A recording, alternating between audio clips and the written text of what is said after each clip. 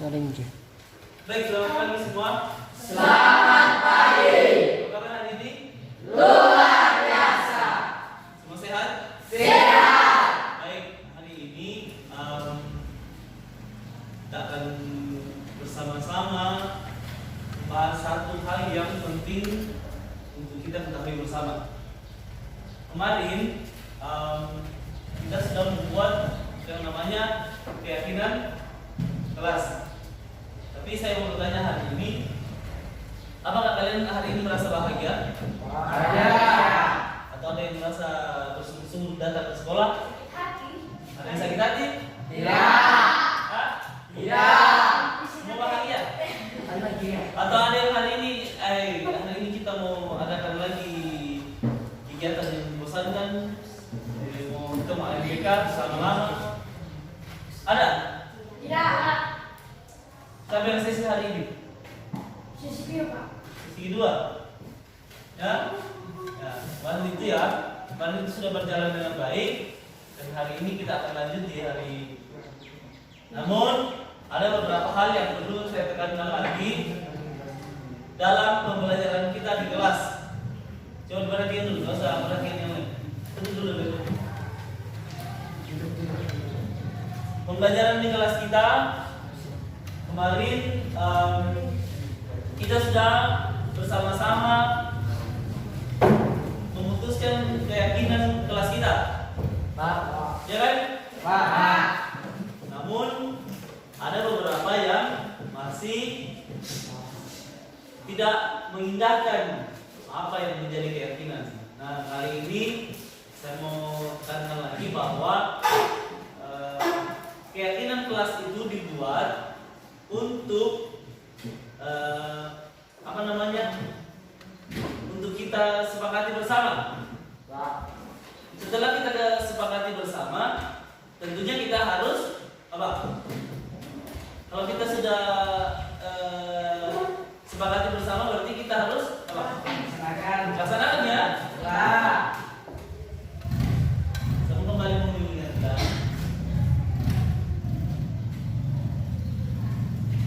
Keyakinan kelas kita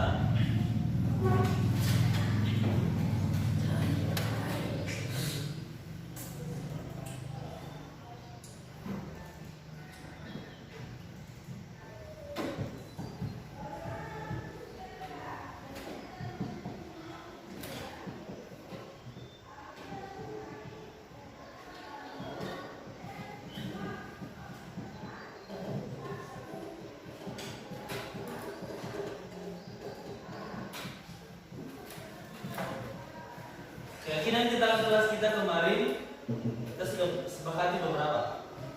Coba perhatikan ini, kita tekankan lagi.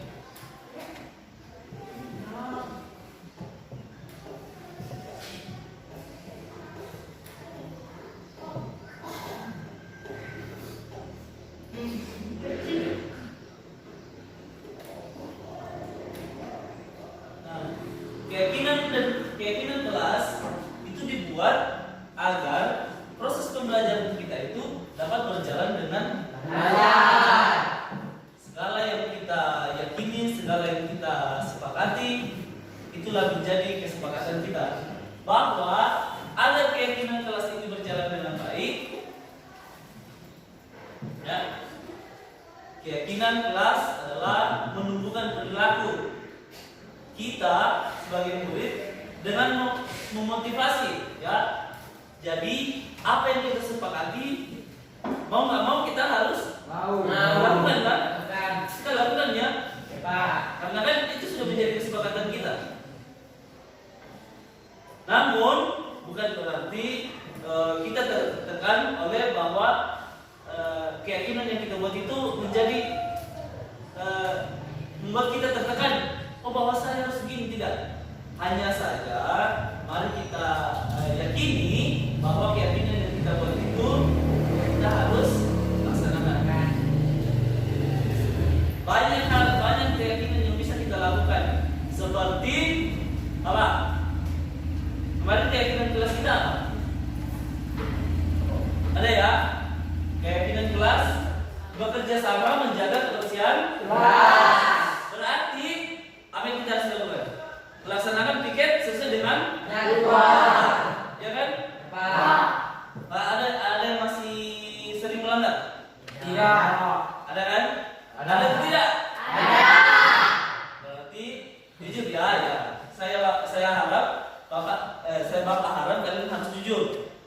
Ya, kan yang membuat kesepakatan ini kan kalian sendiri, Pak. bukan dari saya kan? Pak. Berarti kita harus belajar bertanggung jawab, bekerja sama membersihkan kebersihan sesuai dengan piket kelas yang kita jadwal piket yang kita sudah sepakati. Terus menjaga dan memelihara fasilitas kelas. Berarti apa yang ada dalam ruangan ini kita harus jaga. Ya, tuh. Terus saling peduli dan menghargai sesama. Masih sering saya lihat seperti itu, tapi sejak kita keyakinan kelas kita ini buat, kesepakatan kelas kita ini kita buat, sudah berkurang, sudah mampu menerima temannya yang lain. Ya, sudah itu. Jadi apa yang kita miliki dari masing-masing pribadi, itulah yang menjadi kodrat kita. Jadi tidak bisa pikir bahwa lu kecil, kamu kecil, kamu besar, kamu pintar, kamu tidak kurang pintar. Itu tidak bisa. Itu sudah menjadi kodrat diri kita. Hanya saja kita harus belajar saling menghargai. Ya. Nah, kalau kita mau menghargai berarti kalau anak ini kurang pandai, berarti kita harus membantu dia. Karena kita kan orangnya sudah pandai, sudah pintar. Berarti kita harus membantu yang kurang pintar. Bukan berarti kalau saya pintar saya harus menyimpulkan diri. Tidak ya? Ya Pak. Meningkatkan yang keempat, meningkatkan disiplinan. Saya melihat sekarang sudah jarang yang terlambat, ya. Hanya ada beberapa yang masih sering meninggalkan pembelajaran. Itu masih sering. Saya katakan itu hari sesuai kesepakatan kita bahwa kalau ada sesuatu yang kalian perlu, katakan kepada kami, guru yang piket atau wali kelas. Ya? Disiplin. Belajar disiplin. Berpakaian yang rapi, berpakaian sesuai dengan itu kan kalau rapi kelihatan kan nyaman dipandang kan? Ya wangi sisi bangsa kayak mana seperti halnya kalau kalian pergi mengembalakan rumah kalian. Nah, lagi-lagi ya, kalau gerbangnya kotor, nyaman tidak dilihat? Tidak kan?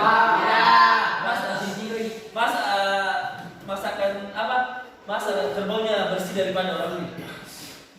Kalau pergi di sekolah, sisi bang hotel. Tidak kan? Jadi apa yang menjadi contoh-contoh sehari-hari itu hal-hal sederhana yang kita lakukan seperti itu. Terus menghargai waktu, ya. Kalau kalian mau tahu jam pulang kita itu sesuai dengan jam mata pelajaran, ya. Karena beberapa aktivitas lain biasa kita pulang begitu. Seperti itu ya. Keyakinan kelas yang perlu kita tekankan lagi, menjaga kebersihan kelas itu sudah terlaksana dengan baik, Bapak sudah sering lihat. Terus menjaga dan memelihara fasilitas kelas itu masih sedikit kurang, tapi jangan berarti kebiasaan harus dibiasakan, harus dirubah. Ini adalah fasilitas yang harus kita jaga. Terus saling peduli dan menghargai sesama, meningkatkan kedisiplinan dan menghargai waktu. Ya, Bapak harap kalian terus kesepakatan keyakinan yang boleh kita buat ini boleh menjadi hal yang harus kita laksanakan di kelas. Seperti itu ya. Ya Pak. Jangan menjadi ini keyakinan ini jangan menjadi alat kalian tertekan seperti itu. Jadi belajar seperti biasa, melaksanakan tugas seperti biasa, melaksanakan tugas dan tanggung jawabnya seperti biasa.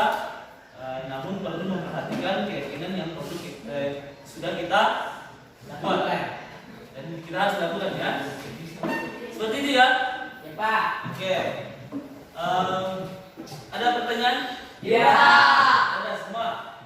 Bapak yakin apa yang boleh kita yakini, apa yang boleh kita sepakati bersama ini, saya yakin dan percaya kalian akan melaksanakannya dengan penuh tanggung jawab. Oke? Demikian untuk hari ini apa yang boleh kita pertemukan. Terus hari ini kan tidak ada mata pelajaran PKN ini. Ya, kita sedang di kelas membaca seperti kemarin kan yang kalian lakukan di hari PK, banyak membaca kan?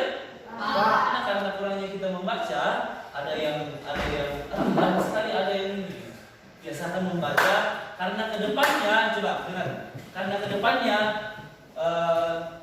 tugas-tugas itu kita akan pergunakan melalui hal seperti ini. Kita akan melakukan seperti ini. Jadi tidak ada lagi yang menghafal, tidak ada lagi yang itu. Yang penting pelajaran yang kita dapatkan itu bisa kita paham itu. Jadi tidak lagi mencatat jelaskan seperti ini, bukan seperti itu, tapi kita akan meningkatkan literasi kita, pemahaman kita. Ya, saya baik. Demikian untuk hari ini. Silakan kembali ke ruangannya. Kita melanjutkan belajar. Ya, terima kasih.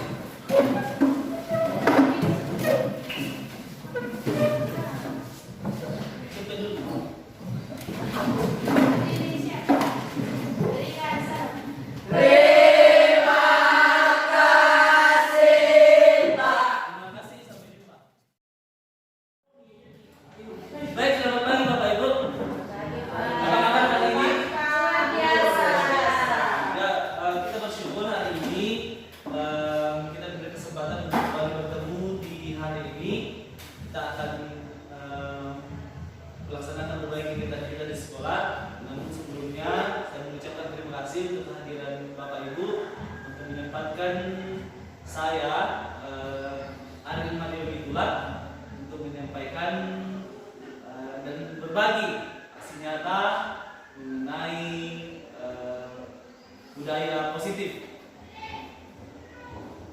Nah, berbicara mengenai budaya positif adalah hal yang mungkin akan membuat kita sedikit berpikir bahwa apakah saya mampu untuk melakukan hal seperti itu. Dan karena kebiasaan kita yang kita lakukan selama ini mungkin akan berbeda, bahwa ternyata selama ini yang saya lakukan kepada anak-anak itu salah, dan apa yang saya perbuat ke anak-anak itu ternyata salah. Nah, di sini kita akan belajar mengenai di mana sebenarnya kita harus berada pada saat kita berhadapan dengan murid, apalagi berbicara mengenai budaya positif. Kita berbicara mengenai budaya positif itu adalah biasanya kalau budaya itu berbicara tentang kebiasaannya, kebiasaan yang kita lakukan, kebiasaan yang anak-anak lakukan itu terkadang membuat kita sedikit, kapan anak-anak ini bisa berubah, kapan anak-anak ini bisa disiplin. Nah, di sini kita akan berbagi. Di sini ada beberapa yang akan kita share bersama, kita bagi bersama. Jadi kita akan bisa tanya jawab di akhir presentasi saya. Di sini ada budaya positif yang perlu kita tahu, itu adalah paradigma tentang belajar, disiplin positif, motivasi perilaku manusia, kebutuhan dasar manusia, posisi kontrol. Nah, di sini kita sebagai pendidik atau guru, di sini kita mesti tahu posisi kontrol kita itu di mana sebenarnya yang mana bagusnya, yang mana kurang bagus. Terus keyakinan kelas ini nanti kita akan bahas selanjutnya. Segitiga restitusi adalah inti dari budaya positif, di mana kita memposisikan diri sebagai seorang manajer. Paradigma belajar, guru adalah diibaratkan sebagai seorang petani. Murid diibaratkan seperti tanaman yang memiliki kodratnya sendiri. Misalnya, tanaman kopi, petani berperan merawat, menyiangi, memupuk sehingga kopi itu menghasilkan buah yang berkualitas. Kopi tidak pernah akan menghasilkan buah durian. Itulah kodratnya. Yang namanya kopi yang menghasilkan kopi. Ya kan gitu. Guru menuntun murid untuk menemukan potensi diri mereka melalui pendekatan pembelajaran diferensiasi sesuai kodrat dan fase. Ini juga yang menjadi mungkin akan akan terlihat sedikit bisa tidak ya saya melakukan anak-anak pembelajaran diferensiasi ini, sedangkan anak-anak banyak di dalam kelas. Ada anak-anak yang sudah cepat tangkap, ada yang kurang cepat tangkap, kan gitu. Jadi sejauh dimana kita mengetahui anak itu, atau secara ininya kita perlu tahu seperti apa anak itu. Kita di sini masih beruntung ya, tidak terlalu banyak anak dalam kelas, masih bisa 15. Ada sekolah lain sampai 40. Bayangkan kalau kita menerapkan pembelajaran diferensiasi, kira-kira bagaimana? Berarti kan 40 anak harus kita tahu kondisinya. Yang kita di sini ya masih dapat lah 15-20 orang, masih pasti saya yakin dan percaya kita mampu. Nah, selanjutnya disiplin positif. Terkadang kita membedakan hukuman dengan hukuman dengan anak-anak itu merasa jerak, ya, itu perlu dibedakan. Pendidikan yaitu menuntut segala kekuatan kodrat yang ada pada anak-anak itu sendiri agar mereka sebagai manusia dan sebagai anggota masyarakat dapat mencapai keselamatan dan kebahagiaan setinggi-tingginya. Ini adalah pendapat Ki Hajar Dewantara. Maka guru perlu membangun komunikasi di sekolah untuk menyiapkan murid di masa depan agar menjadi manusia yang berdaya tidak hanya untuk pribadinya tetapi berdampak pada masyarakat. Jadi jangan kita menginginkan anak-anak itu pokoknya selalu apa yang kita berikan itu pokoknya dia harus capai. Ya. Nah, terkadang kita mengacu kemarin Pak Rizal sama Pak Bini bercakap adik itu sekarang DPA dalam satu pembelajaran berdiferensiasi itu terkadang ini hanya satu kali yang bisa selesai. Karena kan anak-anak itu berbeda. Anak-anak itu tidak semua sama. Jadi mereka punya gaya belajar masing-masing. Kemarin saya bilang ada anak yang suka mungkin senang dengan bermain komputer, tetapi mereka tidak senang menonton video. Ya kan? Menonton video pun pasti tidak semua sama. Ada yang suka menonton video bola, ada yang suka menonton video olahraga yang lain, atau menonton video film. Itu anak-anak. Kita perlu tahu. Pendidikan karakter di sekolah bukan hanya mendorong murid untuk sukses secara moral maupun akademik di lingkungan sekolah, tetapi juga untuk menumbuhkan moral yang baik pada diri murid ketika sudah terlibat dalam masyarakat. Nah, paradigma kita, pemikiran kita biasa mungkin juga pokoknya anak-anak saya itu harus berhasil di sekolah. Tapi kita tidak memikirkan bahwa apakah sudah berhasil di lingkungannya. Kita hanya berfokus anak-anak ini harus mencapai KD. Pokoknya pembelajaran hari ini mereka harus tahu. Begini saja ya. Tapi sebenarnya itu salah. Kita mesti juga memikirkan implementasi mereka di masyarakat seperti apa. Apa yang kita ajarkan di sekolah, apa yang kita berikan di sekolah, mereka harus praktekkan di. Kira-kira berhasil tidak? Tidak hanya berdampak pada dirinya, tapi berdampak pada lingkungannya. Pendidikan karakter yang dapat menyiapkan murid menjadi manusia dengan dan anggota masyarakat untuk mencapai keselamatan dan kebahagiaan seperti tujuan pendidikan sendiri. Salah satu bentuk budaya positif, yang dikembangkan di sekolah adalah menerapkan disiplin positif. Disiplin positif adalah disiplin tanpa ancaman atau tanpa hukuman. Nah, ini yang pasti akan berat bagi kita. Hai, karena kebiasaan mungkin saya sering, pokoknya anak ini kalau tidak membersihkan kelas, besok jangan masuk kelas saya. Pasti begini biasa. Atau kalau tidak mengerjakan tugas, jangan masuk kelas saya. Atau banyak hal pasti akan terasa, susah nggak berarti karena bagaimana anak-anak ini kalau tidak diancam, tidak diberi hukuman, pasti tidak akan melaksanakan. Terkadang juga dilaksanakan, ya masih seperti itu. Itu yang terjadi kan? Nanti kita akan membahas sebenarnya bagaimana kita mengontrol dan memposisikan diri kita.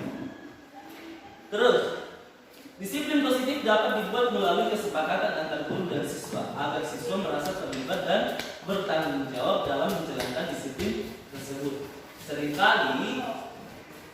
Kita seringkali memandang bahwa hukuman adalah bentuk yang sama dengan proses pendisiplinan dan memberikan hukuman sebagai salah satu langkah dalam proses disiplin murid. Padahal disiplin dan hukuman memiliki arti yang berbeda. Sangat jadi kita bisa tahan disiplin dan hukuman. Kalau hukuman itu berarti tindakannya. Arti yang berbeda dan memberikan efek yang sangat berbeda dalam pembentukan diri murid. Disiplin merujuk pada praktik mengajar atau melatih seseorang untuk mematuhi peraturan atau perilaku dalam jangka pendek dan jangka panjang. Itu disiplin. Istilahnya kita memberikan terus penguatan. Kalau hukuman pasti sudah tahu ya, kalau tidak menjalankan disiplin pasti ada hukuman. Selanjutnya, sementara hukuman dimaksudkan untuk mengendalikan perilaku murid, disiplin dimaksudkan untuk mengembangkan perilaku para murid tersebut serta mengajarkan murid tentang kontrol dan kepercayaan diri dengan berfokus pada apa yang mereka pelajari.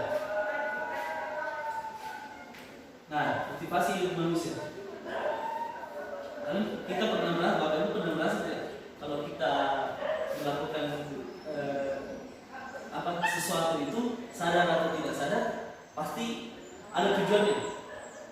Kita datang ke sekolah, di sini ada tujuan kan? Walaupun biasa terkadang refleks, apa yang kita lakukan itu, saya tiba-tiba tadi karena ada di depan saya melakukan ini. Walaupun itu refleks, ini pasti ada tujuannya, walaupun secara tidak sadar. Semua yang kita lakukan adalah usaha terbaik kita untuk mendapatkan apa yang kita inginkan. Ketika kita tidak mendapatkan apa yang kita inginkan, sebetulnya saat itu kita sedang memenuhi satu atau lebih dari satu kebutuhan dasar kita, yaitu kebutuhan untuk bertahan hidup, kasih sayang dan rasa diterima, kebebasan, kesenangan, dan penguasaan. Ketika seorang murid melakukan sesuatu perbuatan yang bertentangan dengan nilai-nilai kebajikan itu atau melanggar peraturan, hal itu sebenarnya dikarenakan mereka gagal memenuhi kebutuhan dasar mereka. Untuk lebih jelasnya, nanti kita akan mungkin dalam proses pembelajaran kita bisa kita lihat sendiri. Biasa terkadang anak-anak itu dalam kelas tuh merasa bosan karena pembelajaran kita tuh monoton saja. Bisa kan mereka akan bosan. Karena mereka anak-anak itu ya tahu lah masa-masa sekarang itu, apalagi kita di fase D ini adalah masa di mana anak-anak itu kelabilannya sangat tinggi, ya, di mana perlu perhatian yang lebih. Tapi ya kembali ke kita, bagaimana kita mengontrol diri, bagaimana kita memahami anak-anak itu sendiri. Selanjutnya, ini yang sangat penting, di mana kita harus memposisikan diri kita sebagai seorang pendidik atau seorang yang mampu mengenal anak-anak. Posisi kontrol itu adalah penghukum. Yang kedua itu pembuat rasa bersalah, teman, pemantau, dan manajer. Kira-kira saat ini biasa kita dengan anak-anak kita berada di posisi mana? Apakah di seorang penghukum, pembuat rasa bersalah, apakah menjadi seorang teman, apakah seorang pemantau, atau menjadi seorang manajer?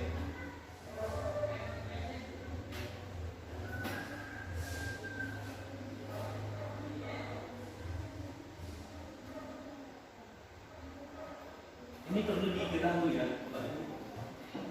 Di sini masing-masing punya konsekuensi. Ya, penghukum juga kita bisa sering kita lakukan, pembuat rasa bersalah kita sering lakukan, menjadi teman itu apalagi, pemantau itu apalagi, manajer apa kita sudah berada di posisi ini. Kita bahas bersama-sama ya. Di sini. Kalau kita menjadi seorang yang penghukum, guru yang berbuat menghadir, menunjuk, menghayati, menyindir. Oh ya toh, lihat si anak mau menangkap nanti solat lagi. Apa dampaknya? Guru berbuat, guru berkata, hasilnya apa? Memberontak, menyalahkan orang lain, berbohong. Terkadang tidak. Dia Bu, itu si A hanya kerjanya duduk saja, sedangkan kami di sini sudah dari tadi bekerja. Kira-kira apa? Menyalahkan orang lain. Selanjutnya, apa yang akan dilakukan dampaknya kepada murid, yaitu mengulangi kesalahan. Kalau kita seorang yang hanya membuat anak itu merasa bersalah, dampaknya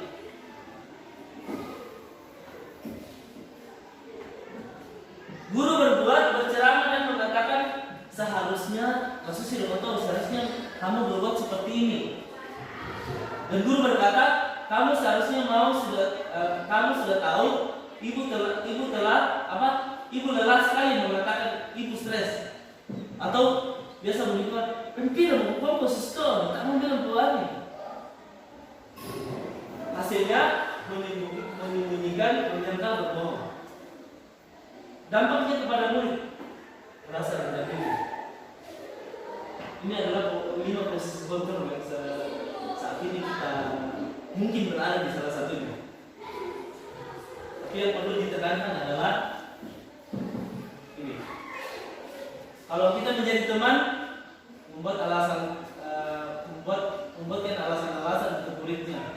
Ayo lakukan itu. Ada contoh kasus, ada seorang guru yang tidak hadir di saat itu dan digantikan oleh guru lain dengan alasan dia mengerjakan itu karena takut ditegur oleh atasannya, sehingga dia berkata, ayolah lakukan demi ibu. Istilahnya anak-anak ini tidak melakukan apa yang dilakukan oleh guru mata pelajarannya. Nah, guru yang saat ini adalah guru pengganti, sehingga ada anak-anak yang tidak mengerjakan tugas, bermain di kelas, sehingga guru yang pengganti ini mengatakan, ayolah lakukan demi ibu. Masa kamu tidak mau ingat? Atau jadi si pengganti ini merasa bahwa yang dia lakukan itu karena hanya sebuah tanggung jawab. Hasilnya apa? Anak-anak ketergantungan bahwa kalau guru lain masuk bisa dipadain melindungi kayak mana asyata dan sengki-mengki. Dampaknya lemah, tidak mandiri dan selalu bergantung pada hal yang nyaman, berada di posisi nyamannya. Kalau kita seorang pemantau, kira-kira anak seorang pemantau, namanya memantau ya, anak-anak ini nak fokusnya ke tidur kelas atau nak fokusnya ke membersihkan anak-anak berfoto, kita memanggil dia. kenapa kamu tidak mengerjakan tugasmu? Kenapa kamu tidak mengerjakan melaksanakan piketmu? Dampaknya kepada anak menitik beratkan pada sanksi atau hadiah untuk dirinya. Atau biasa memaksakan, kalau kalian mengerjakan kalau kalian melaksanakan piket, nanti siapa yang rajin akan mendapat hadiah. Kalau kita menjadi seorang manajer, ini yang sangat penting. Memposisikan diri. Tadi kita sudah berbicara tentang budaya positif. Pada budaya positif itu membedakan bagaimana menghukum dan menghukum dan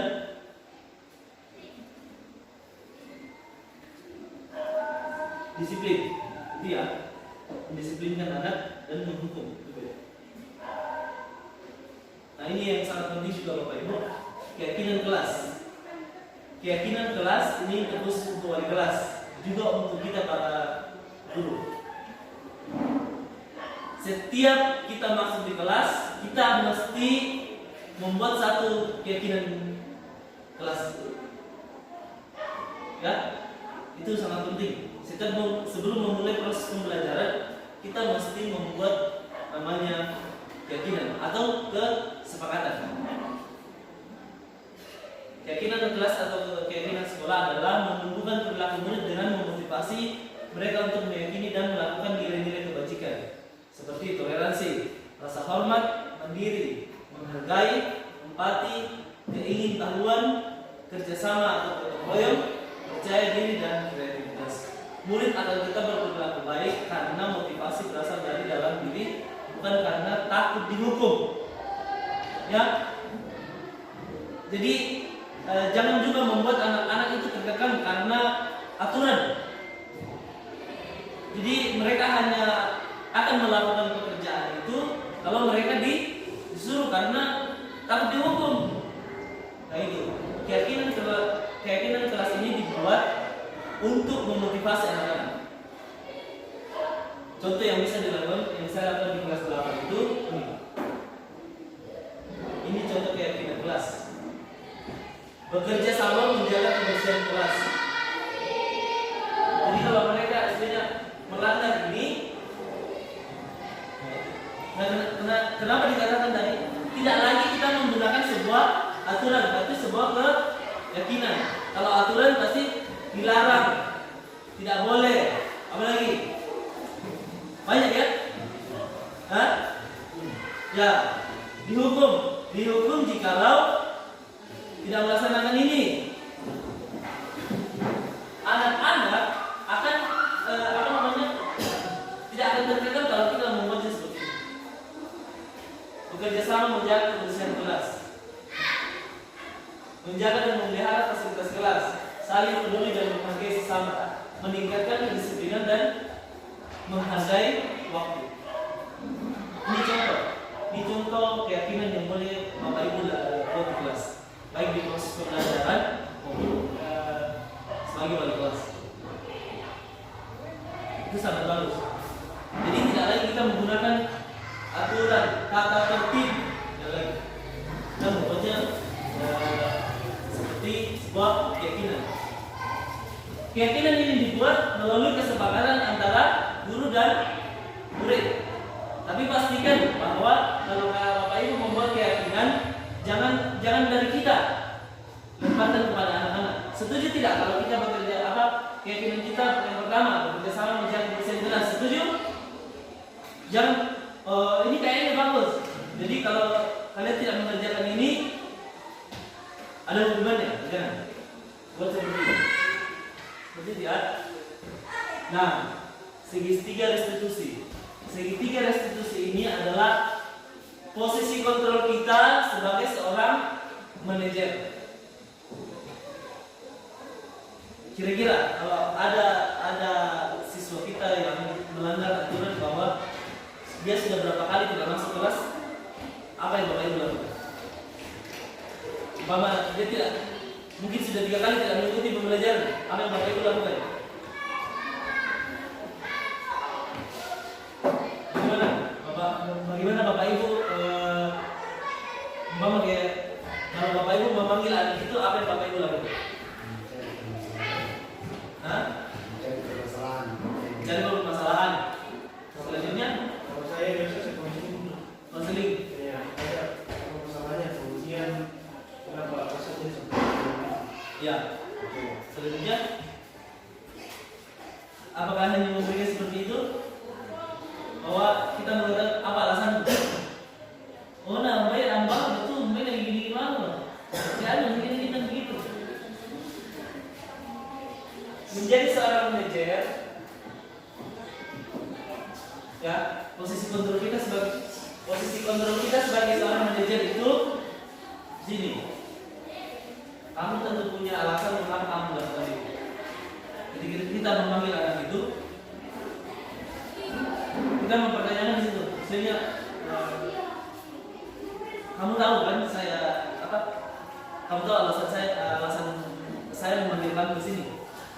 Kalau dia mampu untuk menjelaskan bahwa, oh iya Pak, kemarin saya begini, saya sudah 3 kali mengikuti pelajaran ini. Ada cara yang lebih efektif untuk mendapatkan apa yang kamu butuhkan. Berarti ada sesuatu ya, ada sesuatu yang dia tidak mungkin merasa, mungkin gurunya itu mengajar seperti itu saja, tidak monoton saja, itu saja. Jadi malas, nah biasa tamat, saya malas untuk masuk di kelasnya, bisa saja kan?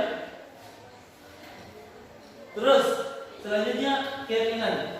Nah setelah kita memvalidasi keyakinan kelas yang dilanggar, kita mengingatkan kembali. Kita kan punya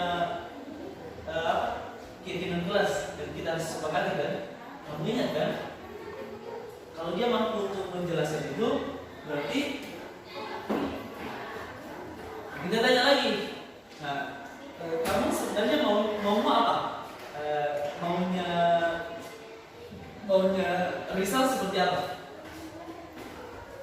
Sekarang kan kamu sudah tahu kesalahan kamu. Terus result maunya apa? Seperti itu. Tanyakan pada dirinya.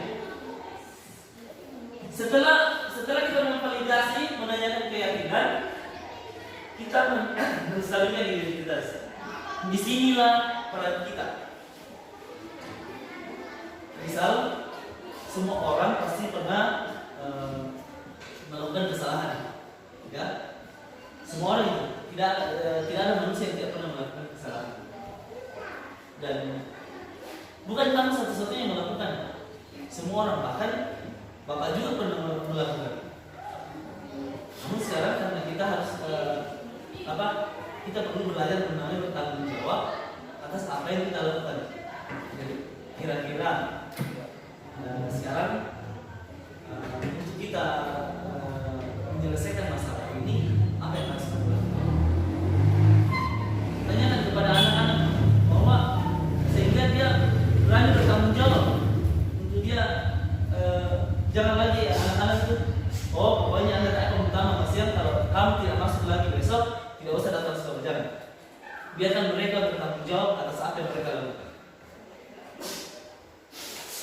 Seperti itu ya. Bisa dipaham?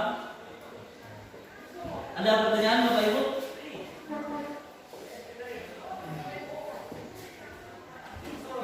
Ada pertanyaan? Jadi pada intinya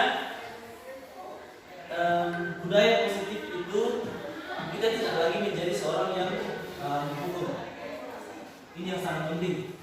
Kita mesti memvalidasi. Kalau anak-anak itu masih sering tidak mematuhi keyakinan yang telah kita buat, kita perlu mengetahui posisi kontrol kita.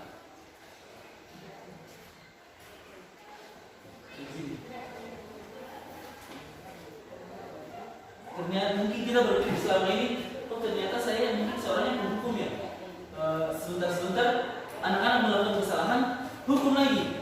Pokoknya besok dan begitu dan begini, kamu harus begini dan begitu. Menjadi pembuat orang merasa bersalah. Itu sebenarnya berdampak semua ya. Menjadi seorang teman itu juga tidak bagus, ya. Menjadi seorang pemantau. Pokoknya dia kalau anak-anak sudah melakukan kesalahan, sudah nanti dipanggil lagi di sini. Apa yang kita yakini menjadi seorang manajer. Jadi di mana posisi kita sekarang?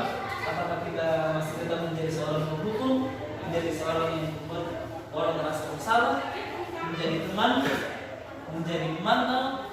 Apakah kita sekarang menjadi seorang manajer? Ada pertanyaan Bapak Ibu? Sedikit Pak. Jika di dalam ruang kelas kita sudah membuat suatu kesepakatan, kemudian ada seorang anak yang berulang kali melanggar kesepakatan itu, kita sebagai seorang guru sudah memberikan misalnya solusi-solusi atau menanyakan kendala-kendalanya, tetapi masih tetap saja dilanggar aturan itu. Apa yang harus kita lakukan? Posisi ini sangat penting Pak.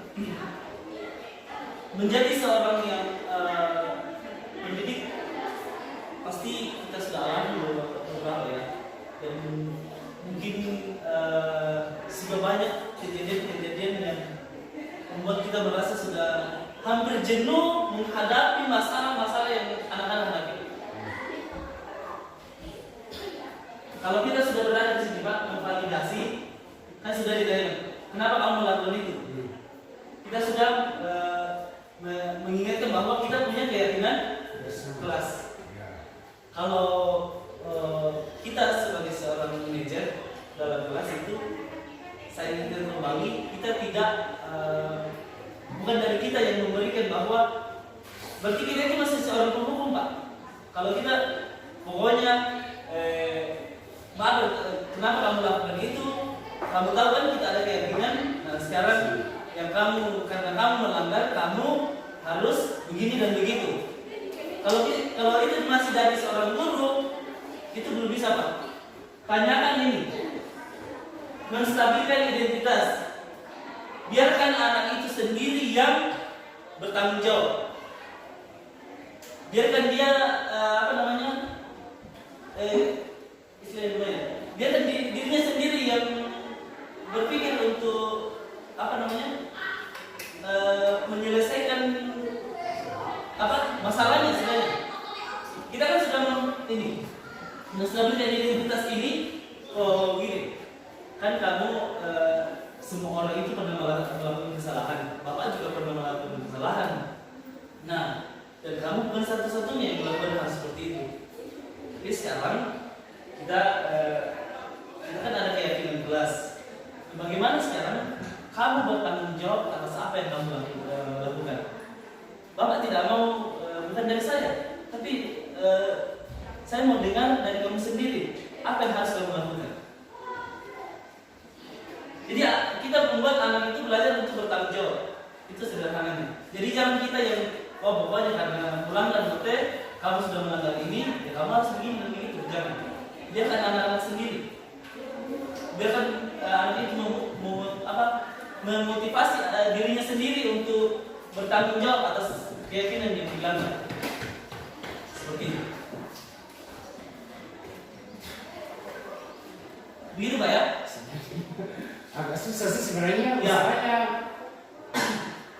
Terus bagaimana kalau misalnya anak itu tidak berubah, dia masih tetap. Kembali aku bilang memang hal yang karena memang dari dasarnya tidak dibiasakan Pak. Coba ya, memang 1-2 kali itu tidak akan benar, 1-2 kali mungkin 3 kali. Tetapi yakin dan percaya Bapak Ibu, kalau kita namanya ya, kalau kita sesuatu hal yang dicoba-coba terus, mungkin akan merasa, oh sekali kan lo ngomong gini-gini, kau sendiri yang mengatakan bahwa akan seperti ini, akan begitu. Mungkin ya, yakin dan percaya, memang sepenuhnya akan berhasil secara 100%. Tetapi dampaknya kepada anak itu pasti ada. Secara tidak langsung, saya yakin dan percaya akan ada. Tidak diubah tidak mengatakan bahwa kalau kita sudah melakukan sekali itu akan langsung, oh si anak ini akan langsung berubah, tidak. Kecuali kalau memang usia hal seperti ini kita sudah lakukan dari rumah juga, dari dasarnya, apalagi kita yang di SMP ya. Apalagi anak-anak start labilnya di SMP itu pasti akan terasa bagi kita Bapak Ibu guru yang di dalam kelas dan benar-benar mengenali anak itu seperti apa. Dan dasarnya adalah juga apa yang utama juga adalah kita harus mengenali semua seluruh tentang anak itu. Kehidupan sosialnya, kehidupan di keluarganya, kehidupan itu. Kalau kita bisa mampu mengenal semua itu, saya yakin dan percaya. Ya, jangan berpikiran jangan berpikiran hasil dulu ya. Tapi namanya kita mencoba, pasti. Kami pun pernah pada saat pertama belajar hal ini, semua yang ditanyakan itu, Pak, bagaimana kalau begini, bagaimana kalau begini? Saat yang dikatakan masih kita berkali bahwa coba dulu dan jangan berhenti. Memang tidak akan mungkin secara saat ini tidak akan berdampak, tapi kedepannya itu seperti itu. Sedang itu Pak ya. Secara usul di Indonesia, sebenarnya sih Pak, agak bingung di sini ya. Karena kalau kita tanpa begitu, karena kalau di psikologi kan yang kita terapkan ini ya. Kalau di psikologi itu teori humanistik dibilang. Kalau saya 3 semester di psikologi, dia teori humanistik. Nah, ada juga yang enggak di psikologi sangat tidak.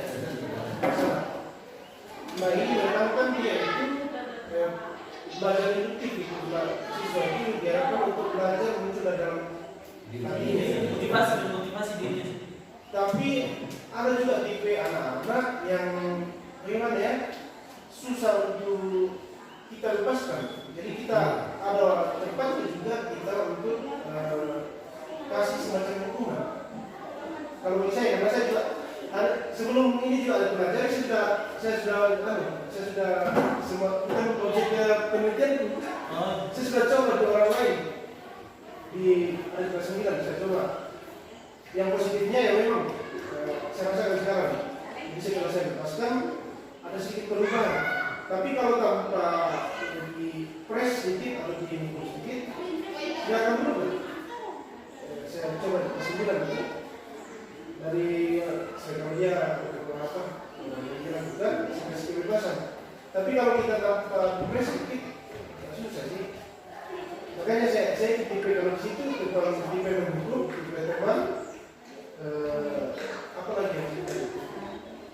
Ya tipe pemantau juga. Hampir. Nah, itu ya. Saya kira kemarin saya baca itu. Menghukum itu sebenarnya tidak masalah. Hanya saja jangan sampai jangan sampai terjadi lah. Diusahakan jangan sampai terjadi.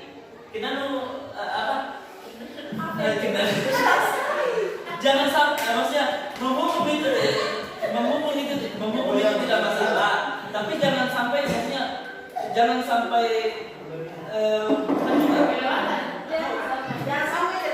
iya, bagaimana?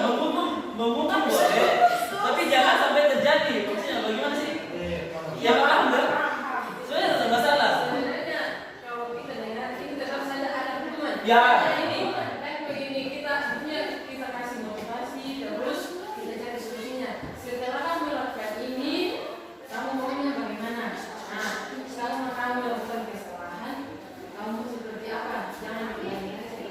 Kan sendiri maka ya kalau saya ulangi lagi saya akan begini. Dia sendiri yang menentukan hukumannya, bukan kita yang menentukan. Jadi tetap saja dia masih tetap ada hukuman, tapi dia sendiri yang menentukan hukumannya untuk diri sendiri. Ya itu jadi dia dari dirinya sendiri ya pasti. Dirinya sendiri. Ya pasti itu menvalidasi ke keyakinan yang dilanggar itu yang pastinya adalah motivasi mereka muncul dari diri sendiri. Kalau saya gimana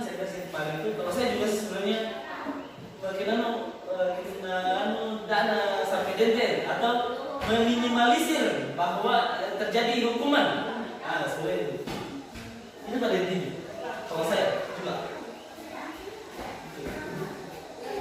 Dan memang kalau kita mempelajari budaya positif ini memang agak kalau iya. Tapi Bapak Ibu, saya yakin dan percaya memahami dan mau mengubah sesuatu hal kecil itu tidak segampang yang begitu ya. Memang butuh proses.